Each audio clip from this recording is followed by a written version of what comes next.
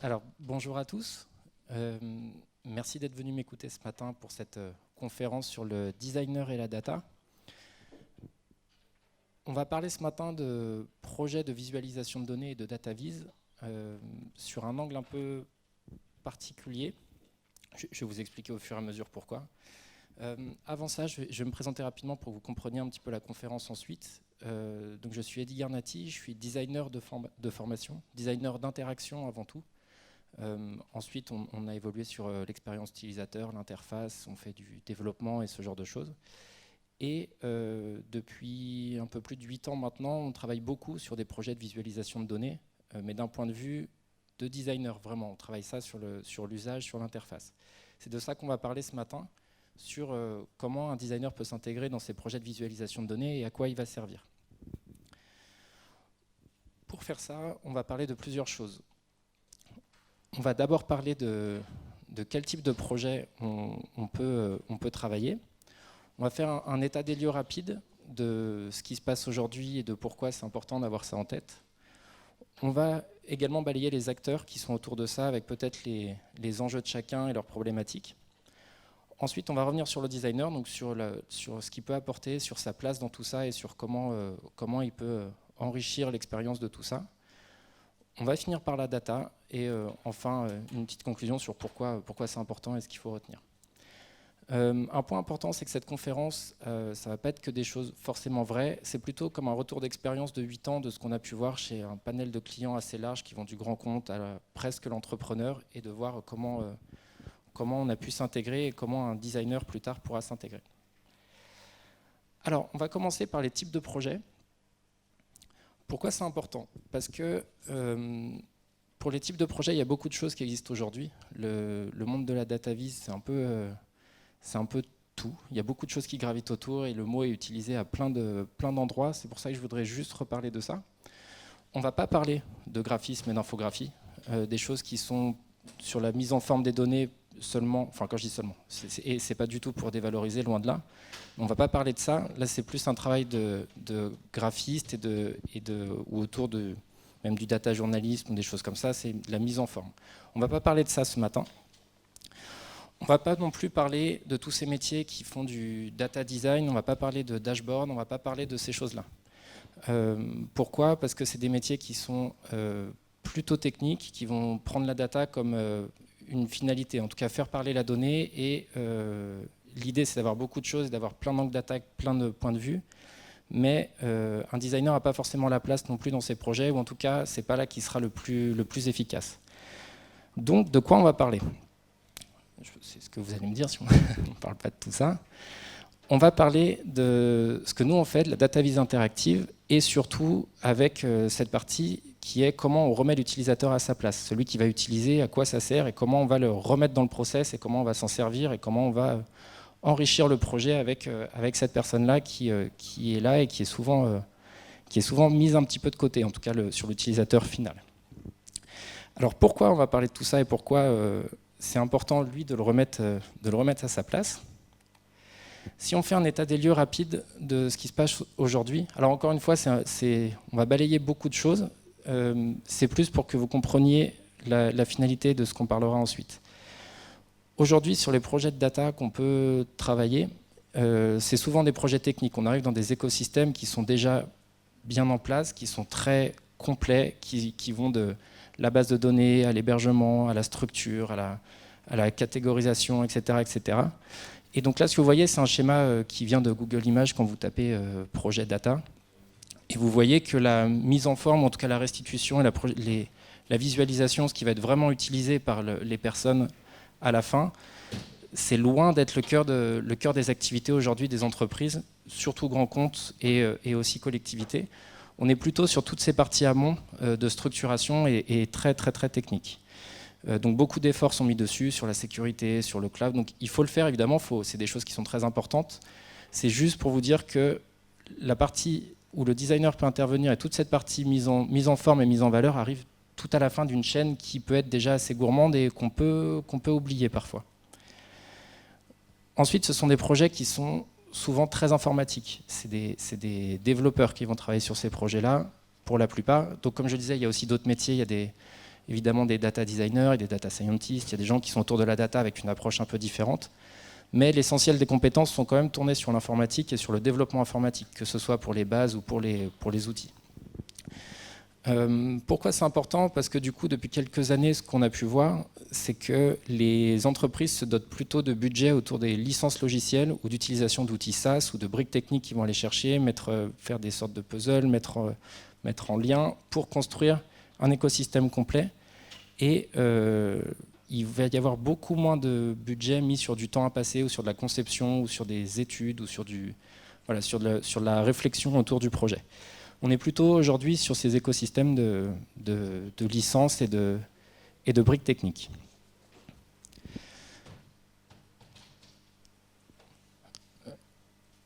Alors ensuite, donc ça c'est pour faire un petit état des lieux rapide des projets qui sont autour de la data.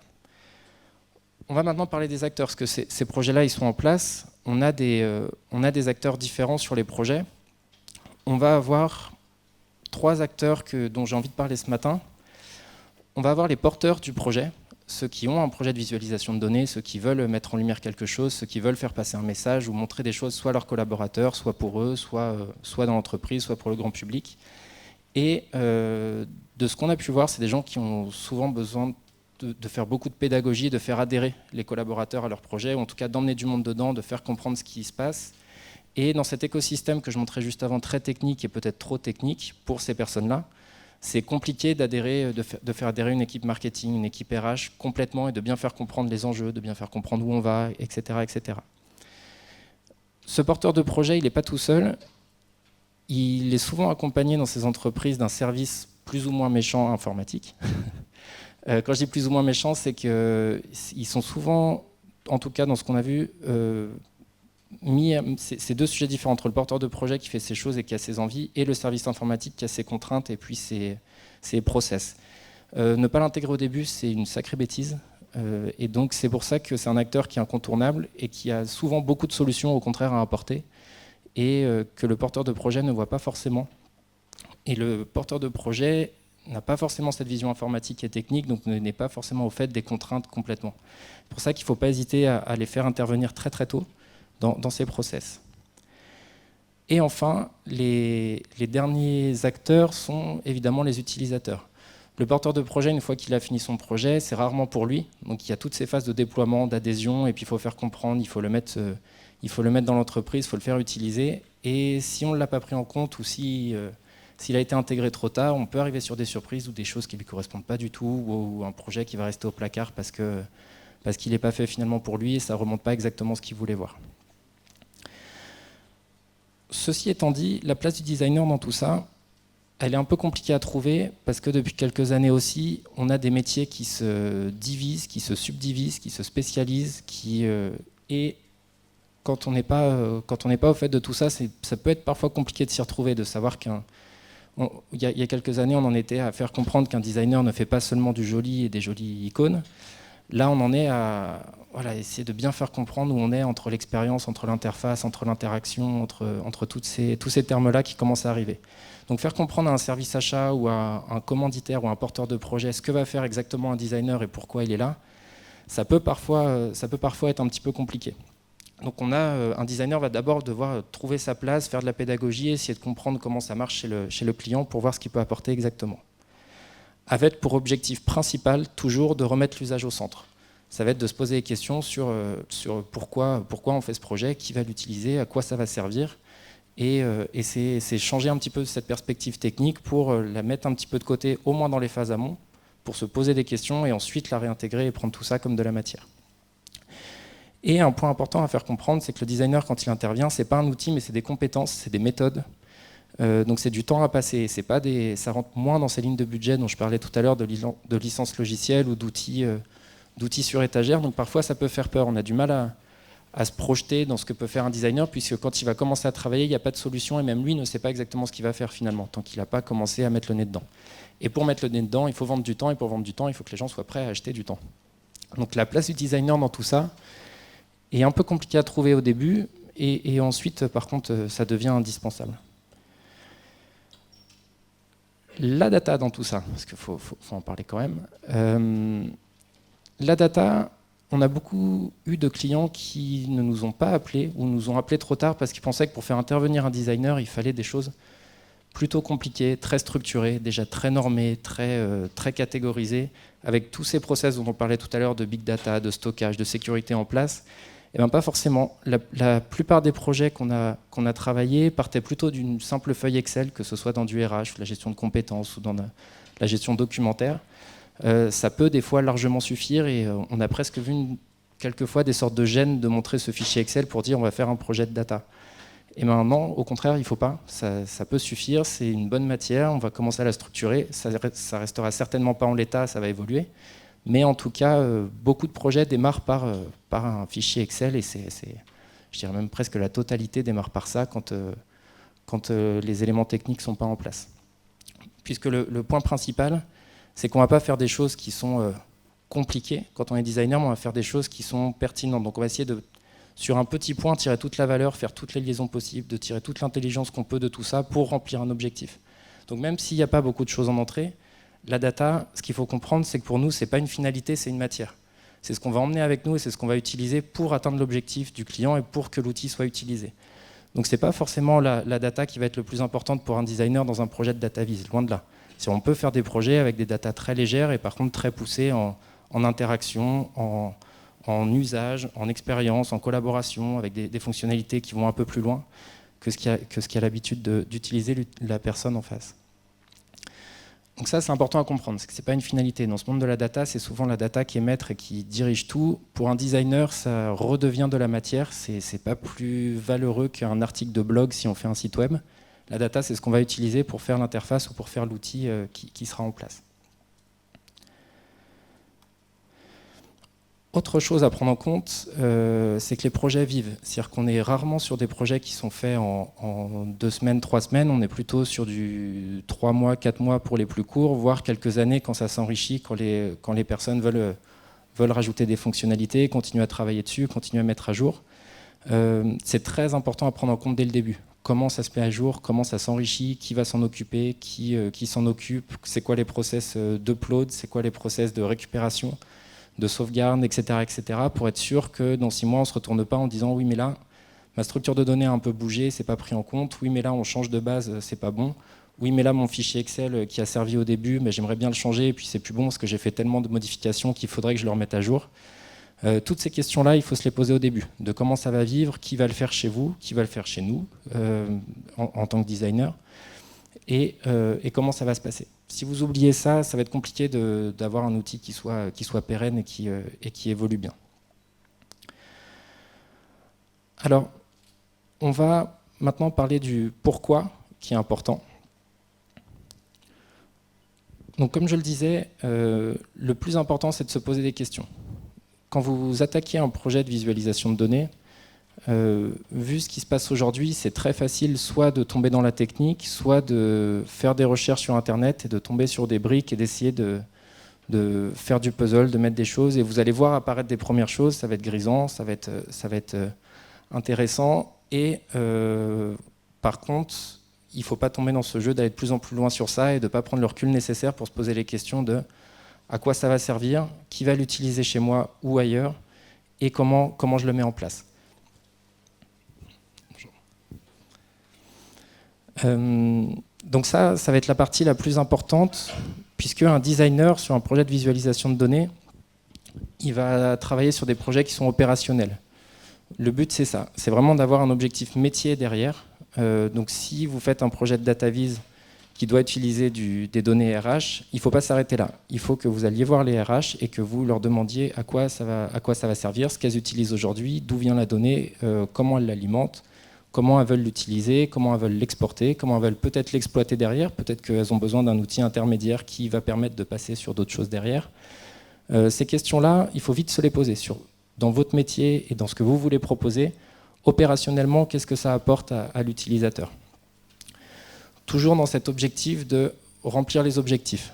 C'est ça qui va être le plus important. Remplir les objectifs de vos utilisateurs, de vos clients. Alors, quand je dis c'est ça qui va être le plus important, dans les projets où le designer est intégré, parce qu'évidemment, il y a des projets qui ne nécessitent pas toute cette approche-là autour de l'utilisateur, ou en tout cas, ce n'est pas dans vos envies ou dans vos objectifs, mais si c'est le cas, Si c'est le cas, c'est les questions qu'il faut vraiment se poser.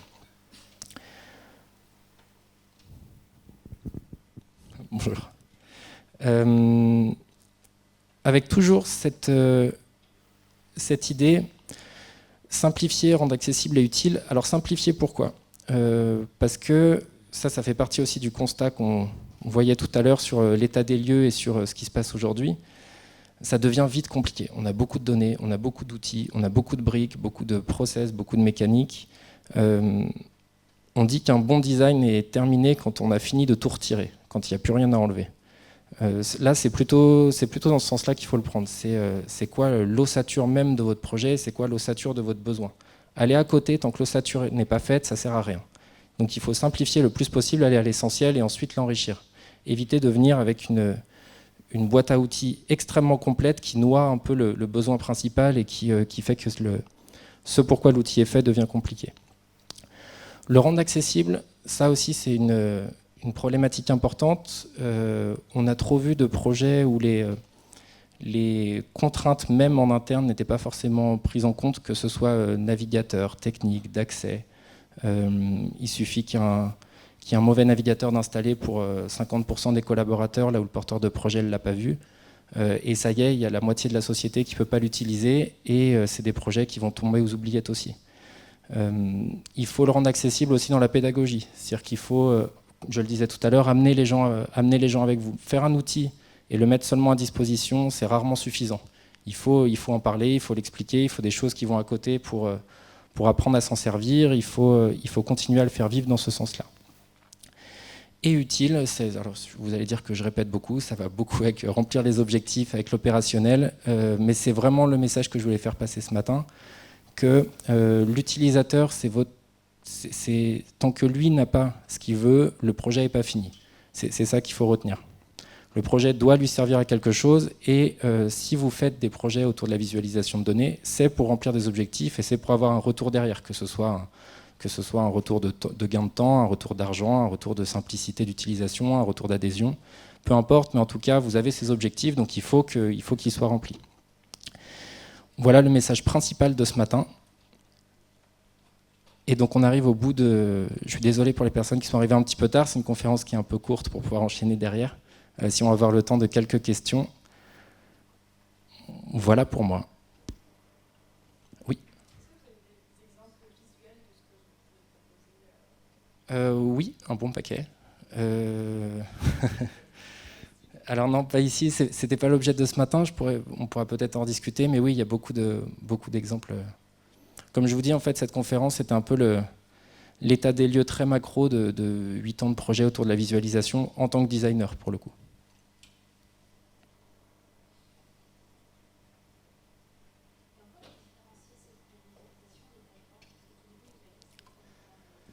Alors oui, c'est une bonne question.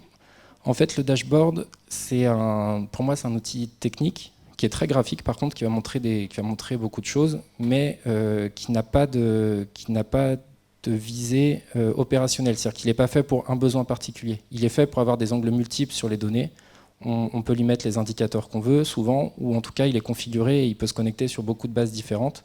Et il ne va pas être différent d'un besoin à un autre. C'est-à-dire que l'utilisateur, il n'est pas impliqué dans tout ce process d'utilisation, d'expérience qu'il va avoir autour. Un dashboard est là pour montrer différentes perspectives sur un jeu de données, de différentes manières. Après, le dashboard, que ce soit un donut, que ce soit un histogramme, il va pouvoir montrer ça de plein de manières et ça n'aura pas d'impact derrière. Ce ne sera pas fait pour l'utilisateur. C'est fait pour montrer la donnée. Elle est là la nuance en fait, c'est que le dashboard se base sur la donnée, c'est un peu une visualisation de la donnée, peu importe que quelqu'un l'utilise ou pas, peu importe qu'il y ait un besoin derrière. Et ce que nous on va apporter, c'est l'inverse, c'est partir de l'utilisateur, construire cette interface et voir ce qu'on a besoin sur la donnée, et voir s'il y a des manques, les reconnecter, etc. etc.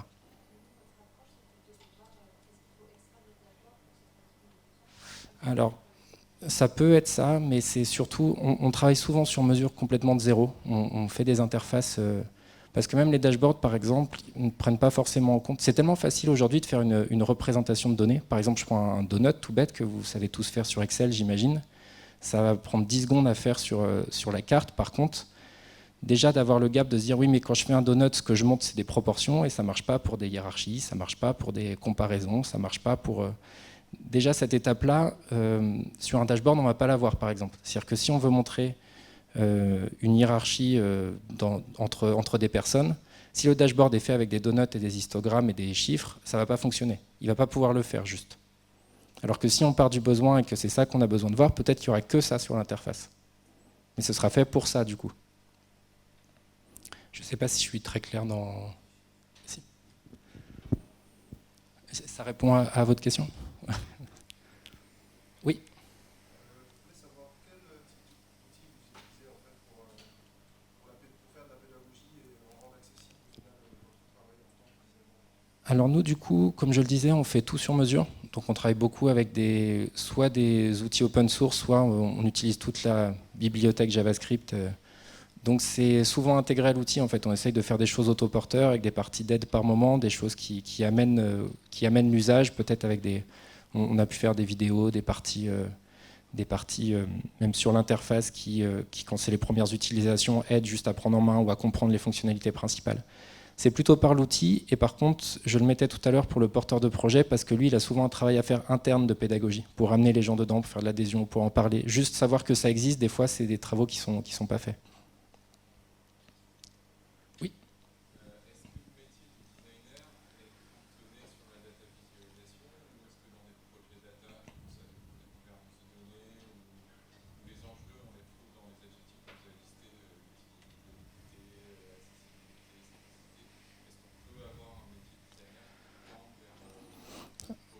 alors oui, complètement. La partie DataVis, même chez nous, est arrivée au tout début, mais par contre, c'est pas ça qu'on fait le plus. On va être plutôt sur des projets de services numériques un peu plus larges. On va travailler sur des applications mobiles, on va travailler sur des logiciels de veille, on va travailler sur des installations interactives, sur beaucoup de choses.